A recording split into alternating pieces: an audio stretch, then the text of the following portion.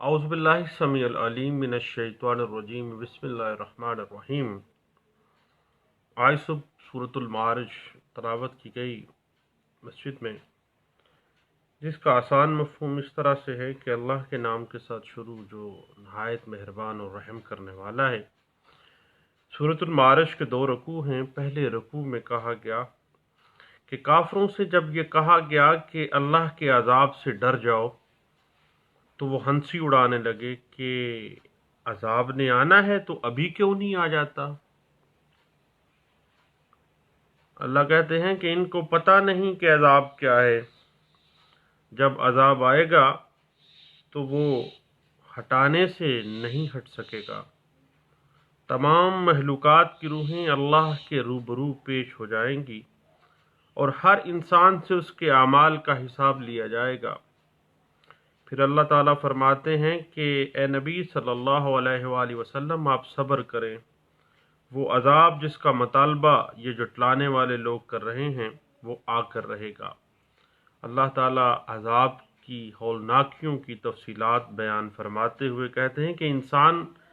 बड़ा कम हिम्मत है। इंसान को ज़रा सा दुख पहुंचता है तो घबरा जाता है, और अगर माल मिल जाता है तो माल को संभाल संभाल के रोक रोक के रखता है। मगर वो लोग माल को कभी भी रोक के नहीं रखते जो नमाज पाबंदी से पढ़ते हैं और अपने मालों में मुहताजों मस्कीनों के लिए हिस्सा रखते हैं और अल्लाह के अजाब से डरते हैं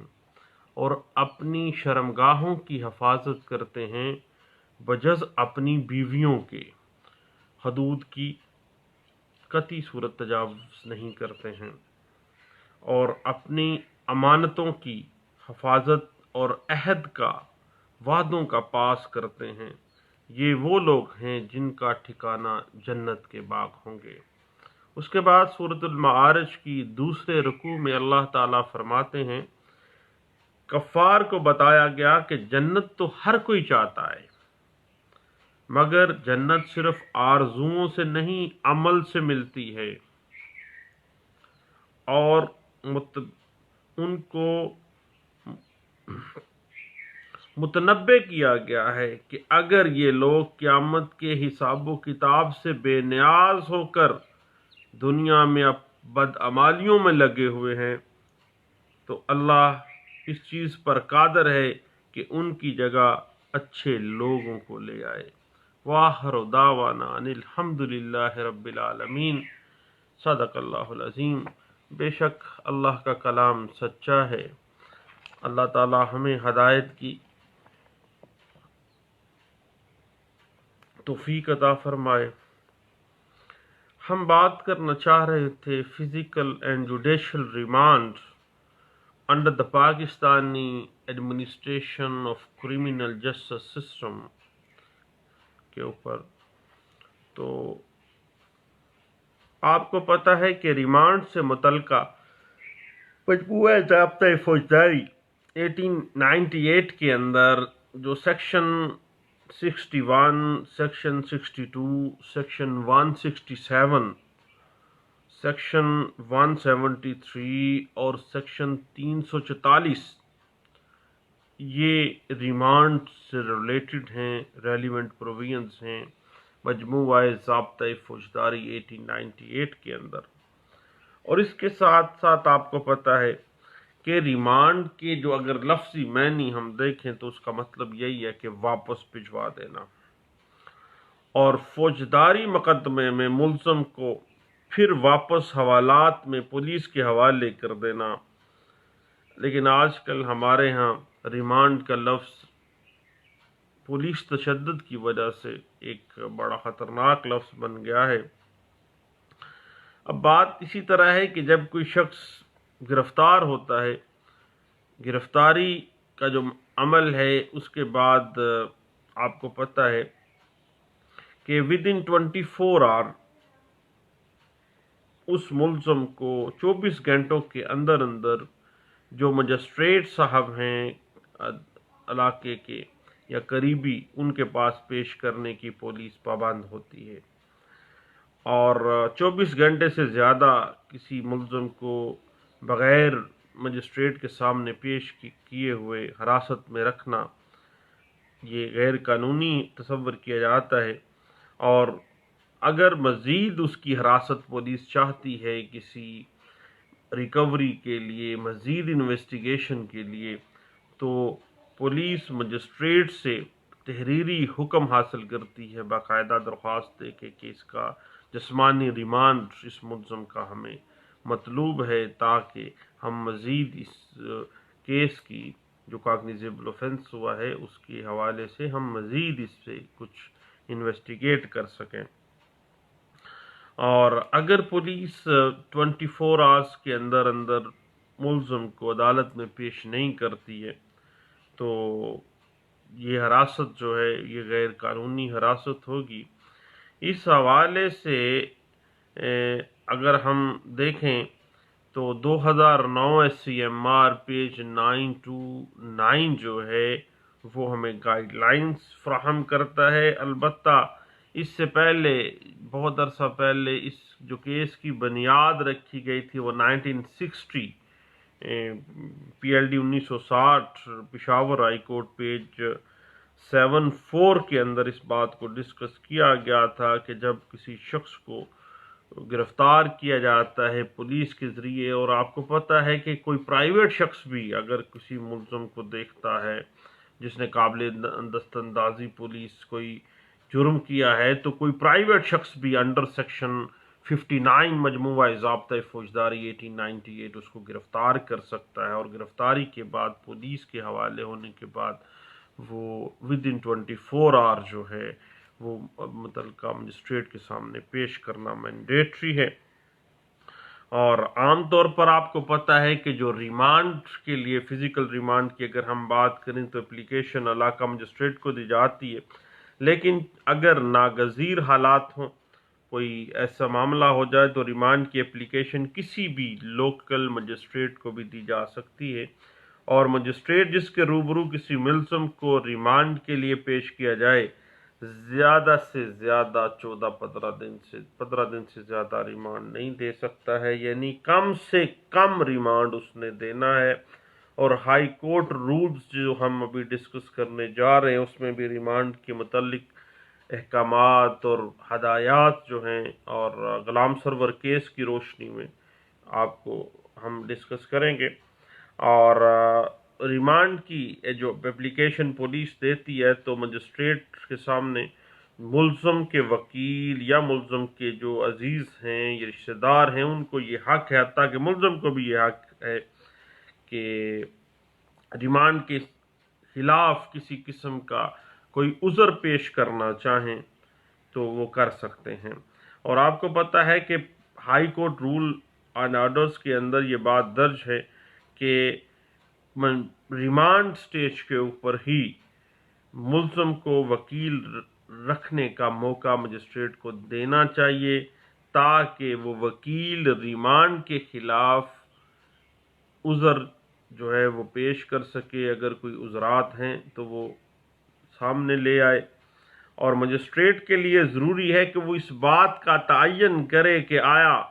ملزم کا پولیس میں دیا جانا ضروری ہے یا نہیں، اور اگر اس حوالے سے مجسٹریٹ کو جوڈیشل مائنڈ استعمال کرنا پڑے گا، اور اگر مجسٹریٹ محسوس کرتا ہے کہ ملزم کو پولیس کی حراست میں مزید رکھنا ضروری نہیں ہے تو وہ ریمانڈ دینے سے انکار کر سکتا ہے۔ لیکن ہمارے ہاں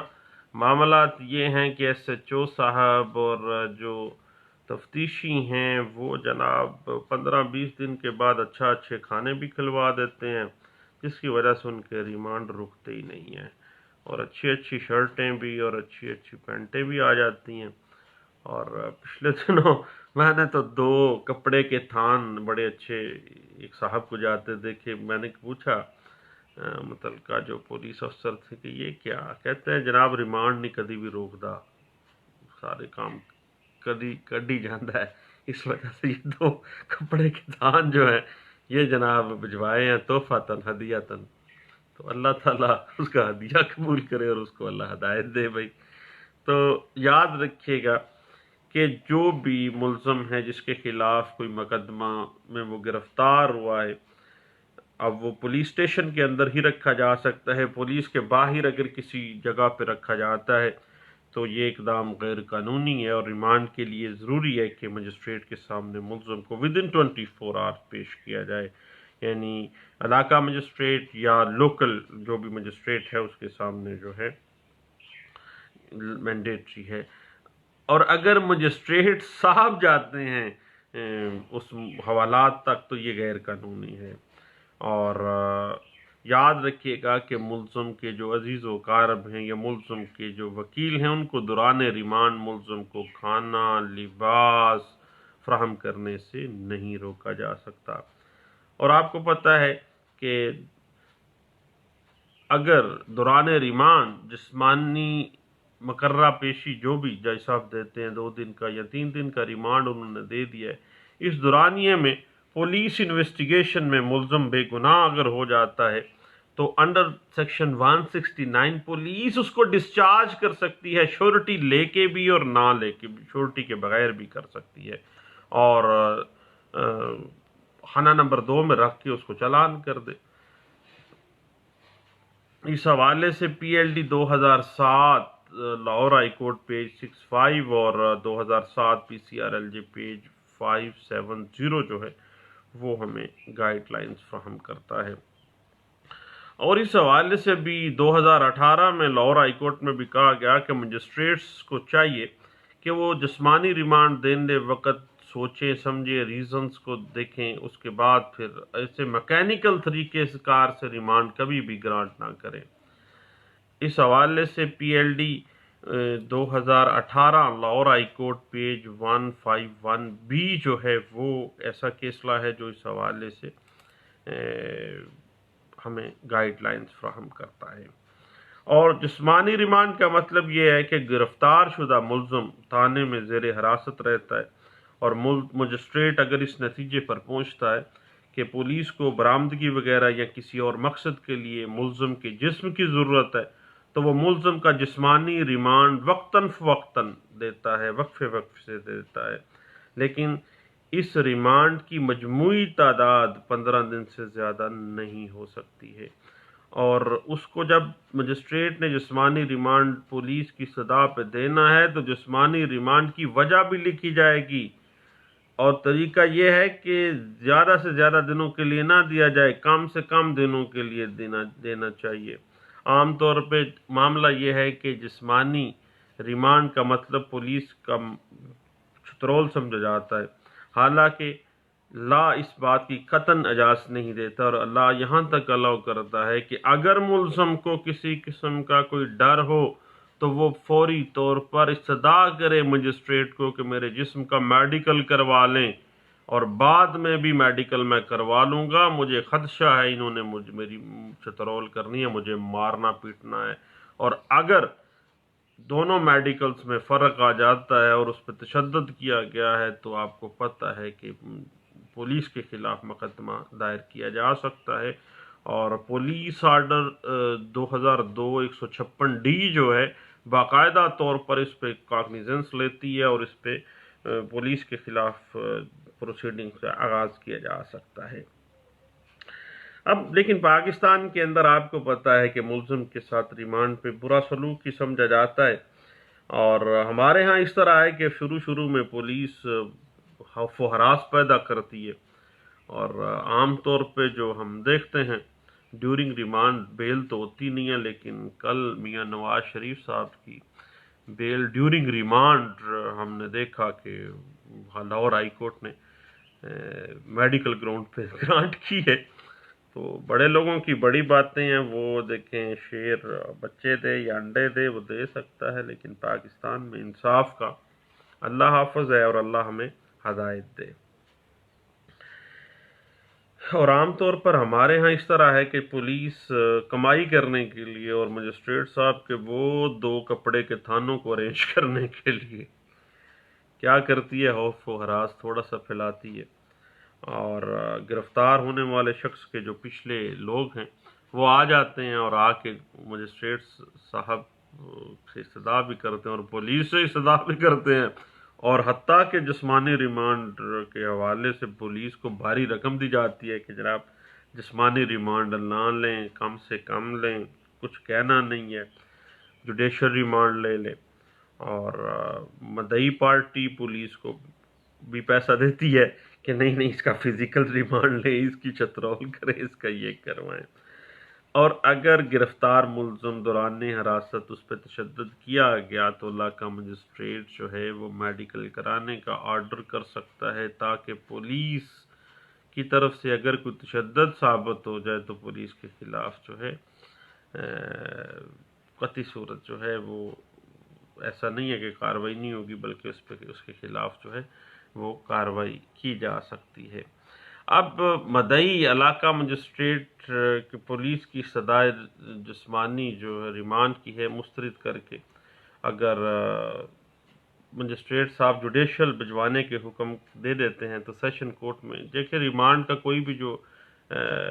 حکم ہے اس کے خلاف نگرانی دائر کی جا سکتی ہے۔ مثلا جج صاحب نے ریمانڈ نہیں دیا ہے، ریکوری پینڈنگ ہے، اور جوڈیشل کر دیا، جوڈیشل ریمانڈ پہ بھیج دیا ہے ملزم کو، تو پھر جو کمپلیننٹ پارٹی ہے وہ سیشن جج کے پاس جا کے نگرانی دائر کر سکتی ہے۔ اس حوالے سے 2017 MLD پیج 1319 جو ہے وہ ہمیں گائیڈ لائنز دیتا ہے۔ اس کے بعد یاد رکھیے گا کہ جو کمپلیننٹ پارٹی ہے وہ پولیس کی جو استدعا ہے جسمانی ریمانڈ کی، لیکن مجسٹریٹ اس کو جوڈیشل ریمانڈ کے بھیج دیتا ہے تو وہ بذات خود چیلنج نہیں کر سکتا۔ یہ چیلنج کرنے کا جو اختیار ہے یہ بنیادی تفتیشی کا ہے۔ اس حوالے سے 2017 PCRLJ پیج 691 ہمیں گائیڈ لائنز دیتی ہے۔ اور یاد رکھے گا کہ ضروری نہیں ہے کہ FIR کے بعد لازمی گرفتاری ہونا ہے۔ اگر کریمینیٹنگ میٹیریل نہیں ہے ملزم کے خلاف پھر گرفتار نہیں ہوگا۔ گرفتاری FIR کے بعد تبھی ہوتی ہے جب کوئی کریمینیٹنگ میٹیریل آ جاتا ہے، ادروائز نہیں۔ اور 2016 YLR 1441 اور 2014 CMR پیج 1762 جو ہے وہ اس حوالے سے ہمیں گائیڈ لائنز دیتا ہے۔ یاد رکھیے گا کہ جب کسی کیس میں کسی ملزم کا جوڈیشل ریمانڈ ہو جاتا ہے فزیکل ریمانڈ کے بعد، یا جوڈیشل ریمانڈ گرانٹ کر دیا جاتا ہے،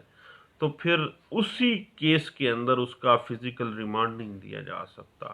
دیگر کسی کیس میں اس کا فزیکل ریمانڈ ہوگا، اس کیس میں نہیں ہو سکتا۔ اس حوالے سے 2016 YLR پیج 2212F جو ہے وہ ہمیں گائیڈ لائنز دیتی ہے۔ ہمارے ہاں یہ ہوتا ہے کہ FIR ایک مقدس صحیفہ بن گئی ہے اور اس کے بعد رونا پٹنا پڑ جاتا ہے کہ اب جی گرفتاری ہوگی۔ اگر کریمینیٹنگ میٹیریل نہیں ہے ملزم کے خلاف تو پھر گرفتاری نہیں ہوگی، اور کریمینیٹنگ میٹیریل ہے تو پھر اس کو گرفتار کیا جا سکتا ہے۔ اب معاملہ یہ ہے کہ اس حوالے سے اگر آپ مزید کچھ دیکھنا چاہیں تو 2005 MLD پیج 1474 جو ہے وہ ہمیں گائیڈ لائنز فراہم کرتی ہے۔ اور یاد رکھیے گا کہ فزیکل ریمانڈ صرف اس وجہ سے نہیں دیا جا سکتا کہ تفتیش مکمل کرنے کے لیے پولیس کو ملزم کی جسم کی ضرورت ہے، اور نہ ہی ملزم سے کسی قسم کی تشدد کے لیے یا ایکسٹرا جوڈیشل کنفیشن کے لیے کوئی قانون اس بات کی اجازت نہیں دیتا۔ جو ہمارے ہاں عام طور پہ تفتیشی لکھ دیتے ہیں نا جی دوران ریمانڈ اس نے انکشاف کیا کہ یہ اس کی قانون میں آپ کو پتہ ہے کہ کوئی ایسا ایکسٹرا جوڈیشل کنفیشن جو ہے وہ کوئی اتنا توپ چیز نہیں ہے، اور نہ ہی کوئی پیٹنٹ ایڈمیزیبل ان ایویڈنس ہے۔ اس حوالے سے آپ 2005 YLR پیج 915 اور PLJ 2005 سپریم کورٹ پیج 805 جو ہے وہ ہمیں گائیڈ لائن فراہم کرتا ہے۔ اور اگر ریمانڈ جج صاحب نے دیا ہے لیکن ڈیورنگ ریمانڈ کی پروگریس نہیں ہوئی ہے تو پھر فزیکل ریمانڈ نہیں دیا جائے گا، بلکہ پھر جوڈیشل ریمانڈ میں جیل بھجوا دیا جائے گا۔ اور اگر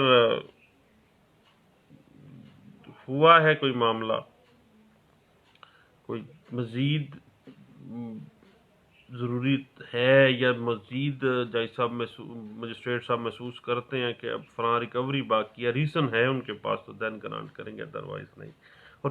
تھوڑے سے تھوڑے عرصے کے لیے دیا جائے گا۔ اس حوالے سے 2005 P C R L J page 1709 جو ہے وہ ہمیں گائیڈ لائن دیتی ہے۔ 2005 وائی ایل آر پیج 854 بھی اس بات پہ بڑی اچھے انداز سے ڈسکشن کرتی ہے۔ یاد رکھیے گا کہ اگر کوئی کیس قابل سماعت سیشن کورٹ کیس بھی ہے تو ایک علاقہ مجسٹریٹ جو ہے ریمانڈ اسی کے پاس ہے، ریمانڈ جو ہے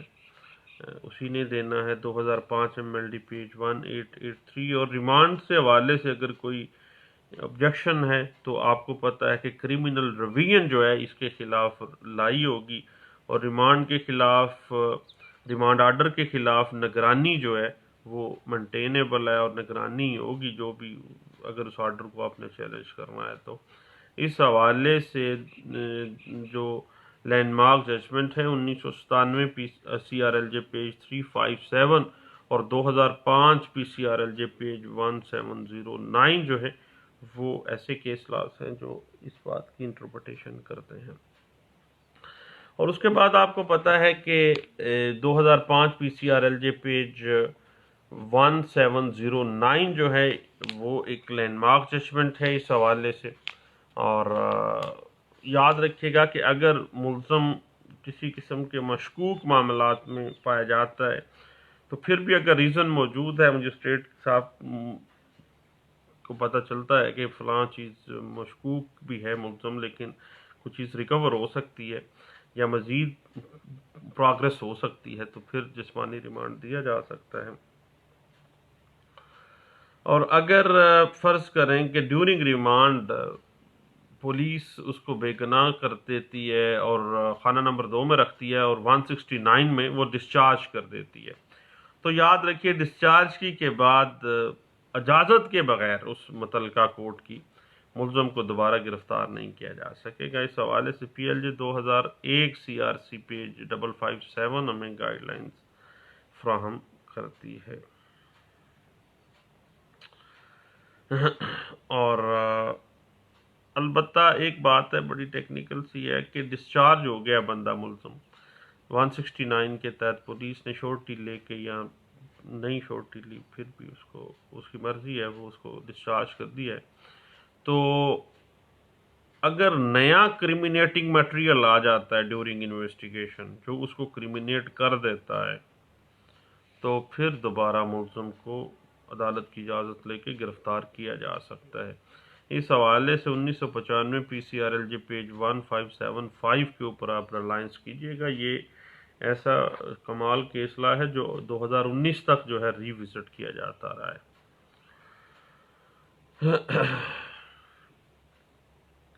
اور اس کے بعد جب ایک دفعہ جوڈیشل حوالات چلا جاتا ہے ملزم اور کسی دوسرے کیس میں مطلوب ہے ملزم، تو